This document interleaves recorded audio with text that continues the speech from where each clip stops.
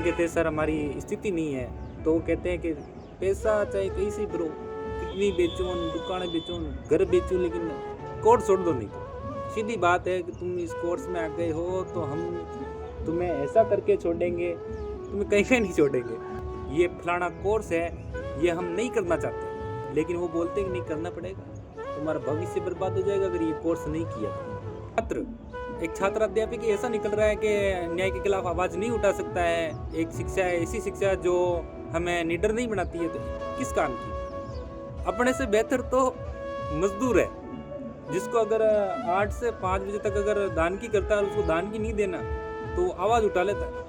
मतलब ये गाड़ा दे देता दाब के कि बेटे मेरे को, ठेकेदार को, कि मेरे को पैसा चाहिए काम किया जिसका। लेकिन हम वो शिक्षित मजदूर हैं जो मतलब हम बीएड के छात्र हैं और शिक्षा के उद्देश्य, अवधारणा, लक्ष्य हमसे बेहतर शायद ही कोई जानता हो, या किसी ने पढ़ा हो, या किसी को जानकारी हो।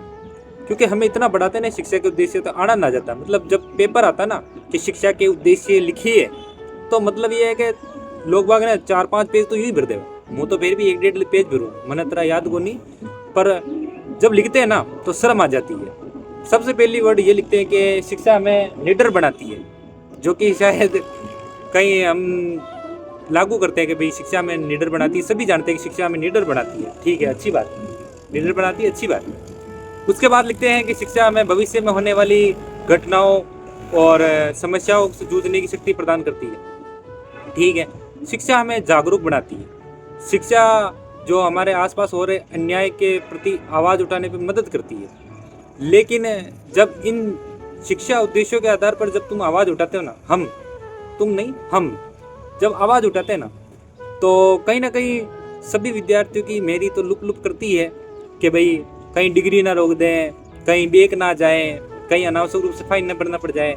जब भी हम आवाज़ उठाते हैं कि सर ये फलाना कोर्स है, ये हम नहीं करना चाहते, लेकिन वो बोलते हैं कि नहीं करना पड़ेगा, तुम्हारा भविष्य बर्बाद हो जाएगा अगर ये कोर्स नहीं किया तो, ठीक है। तुम्हारे भविष्य के निर्माण के लिए ये कोर्स आवश्यक है।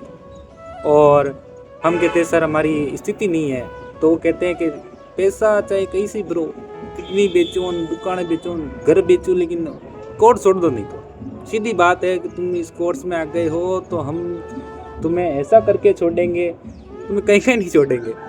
उनका उद्देश्य तो यही होता है, ठीक है।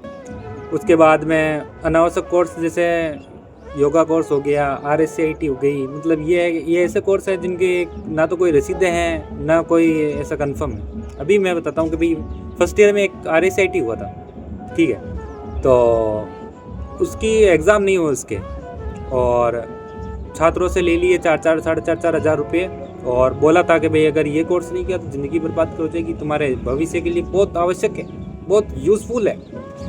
बच्चों ने आ गए भाई, अब ठीक है यूज़फुल है तो क्या पता ज़िंदगी में कभी RSCIT कोर्स काम में आ जाए, तो कर लिया, फाइन पैसा वैसा सब भर दिए न।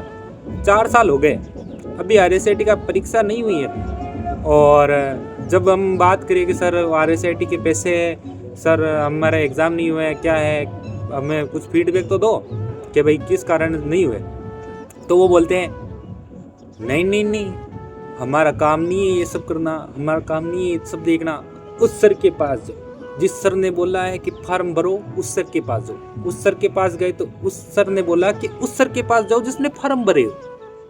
जिसके फॉर्म भरने वाले के पास गए तो वो कहे कि नहीं नहीं नहीं, आगे जाओ, आप इस कॉलेज में मत रुको, आगे यूनिवर्सिटी बात करो। जब हम यूनिवर्सिटी बात करते हैं तो वो बोलते हैं कि हमें तो पता ही नहीं ऐसा कोई कोर्स है भी। बेटा एक काम करो, तुम एप्लीकेशन लिखो, तो ऐसी 10-12 एप्लीकेशन लिख देते हैं, और गरीब इतने हैं ना कि मतलब नहीं उठा सकते आवाज़, इतना भागा दौड़ी भी नहीं हुआ।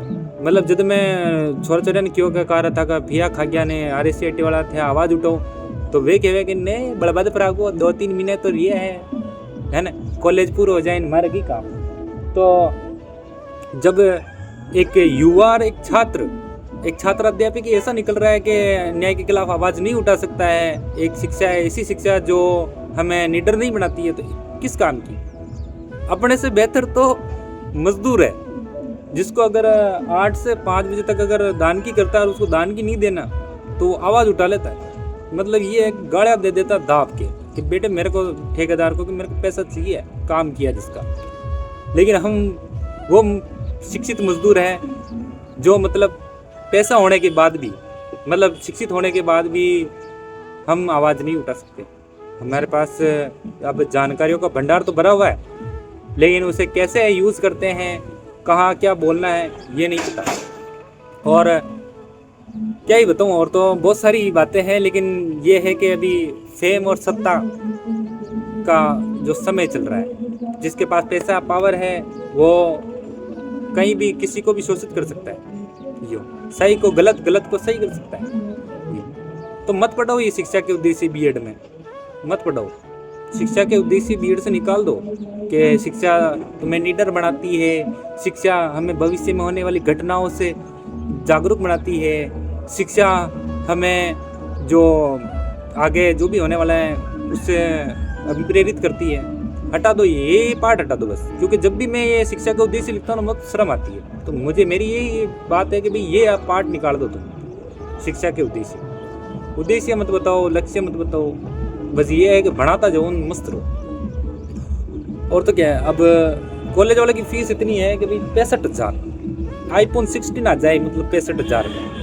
लेकिन ये है कि भरते हैं, लेकिन 65,000 देने के बाद भी कॉलेज में पानी नहीं है, बिजली नहीं है, लाइटें जाने के बाद मेरे को तो ऐसा लगता है कि एलईडी लाइट साथ में ले जानी पड़ती है, क्योंकि पेपर में दिखता नहीं है ना। तो यूँ एक सौर ऊर्जा की एलईडी की लाइट खरीद लो कहीं कुछ पैसों से, और जब लाइट चल जाए ना तो उसको चला के मेल दो ताकि तुम लिख सको पेपर। बिजली की सुविधा भी नहीं है और पानी की तो है ही नहीं। अगर तुम जा रहे हो वॉशरूम वगैरह कहीं तो तुम अपना पानी साथ में लेके जाओ, और अगर वहाँ पर अगर प्रेशर बढ़ गया तो फिर आपको राम जी बड़ा है, कुछ भी हो सकता है। और जब हम आवाज़ उठाते हैं सर पानी क्यों नहीं है, वो नहीं है, तो वो कहते हैं कि नहीं नहीं बेटा आगे से ही नहीं आ रहा है। हम आगे जाते हैं, वो बोलते हैं बेटा आगे से ही नहीं आ रहा है।